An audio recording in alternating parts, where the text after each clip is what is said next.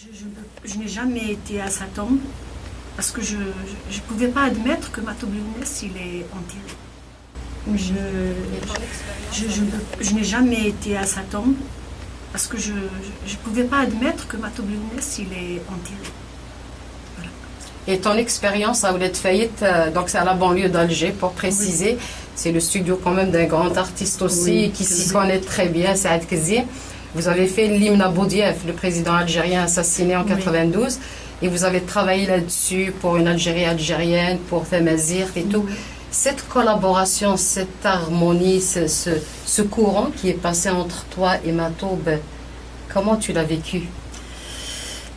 Moi, Matoub, avant, je ne l'ai jamais connu, mais en 92, il y avait une personne... il a été pour prendre son cachet. Il a travaillé au Majestic. Ok. Alors, elle m'appelle, elle me dit, voilà, il y a Matoub Lounès qui veut te parler. Il m'a parlé, c'était le mois de juin, je crois, ou le mois de juillet. Le mois de juin ou le mois de juillet. Ça en était. Oui. Alors, il m'a appelé, il m'a dit, tu sais que ça fait depuis des années que je cherche à parler avec toi. Et moi, je dis la vérité, Matoub Lounès, j'écoute sa voix, mais... C'est un bonhomme que je n'ai jamais parlé avec lui, je ne le connaissais pas. Il n'y a pas eu d'occasion. Voilà, il n'y a pas eu d'occasion aussi. Parce que moi, je travaille à la radio. Et puis, quand je vais dans un gala, je pars au gala et je reviens. Quand toujours, c'est ma famille qui me prend, c'est ma famille qui me ramène et qui me ramène aussi. Et après, il m'a appelé. On se parlait au téléphone. Alors, comme il le dit, lui, j'ai 20 heures d'appel. 18h, c'était pour Noira. On parlait matin et soir.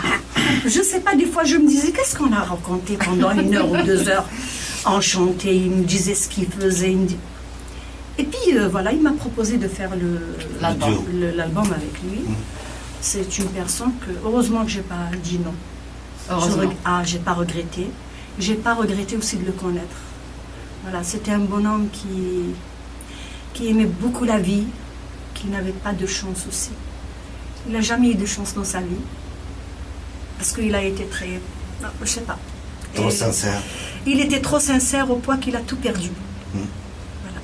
Et puis quand il aime une personne, il aime, je ne sais pas. Il est entier. Il était entier. Mais justement, quand vous l'avez connu, parce que là, on a ces étiquettes en Algérie, sont connues, extrémistes, berbéristes, on dirait, dès que tu revendiques ton identité, tu es perçu comme fasciste.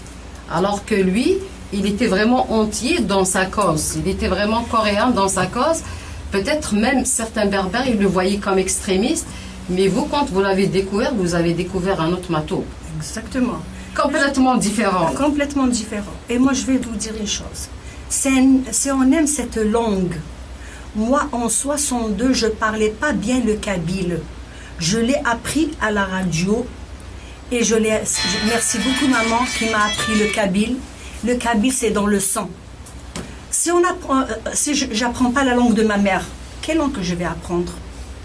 Comment je vais parler à elle? On me dit, Noira, tu es d'où?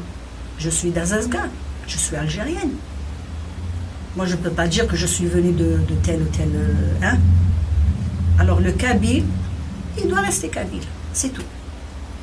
Et Matoub, dans tout ça, quand vous l'avez découvert, humaniste, généreux, pas raciste du tout? Non, non, non, non. Il avait un ami arabe. C'est moi qui le dis. Il avait un ami, c'est un arabe. Mais il n'a jamais été raciste dans sa vie. Il aime sa langue. Il a été perçu ainsi de l'extérieur? Non. Par les autres? Ces autres-là, on les connaît. Ils peuvent raconter n'importe quoi. Tout à fait. Un kabyle, c'est un kabyle. Moi, maintenant, il y a quelqu'un, il me dit, je te donnerai des milliards et des milliards, tu vas devenir je ne sais pas quoi, tu vas changer ton identité. Je dirais non. Ah oui. C'est tout ce que je peux dire. Mais Matoub, il n'est pas raciste. Et il t'a rendu hommage en chantant Ashouer. Oui, mais il y a une chose que je vais dire aussi. Oui. La mort de Hasni, s'il était raciste, il ne me dit pas, Noira, je vais y aller à Oran, à la tombe de Hasni. Il me l'a dit à moi. Et c'était devant sa famille en plus. Il a été assassiné en 94. Ouais, ouais. Hasni, c'était un chanteur algérien de l'Ouest algérien. Voilà, qui donc chantait le c'était rap. le rallye. Qui a été Chanteur assassiné rallye. de- Et ben Matoub, il m'a dit, est-ce que tu veux venir avec moi? Comme moi, je ne pouvais pas sortir, j'étais un peu comme tous les Algériens et les Algéroises et tout.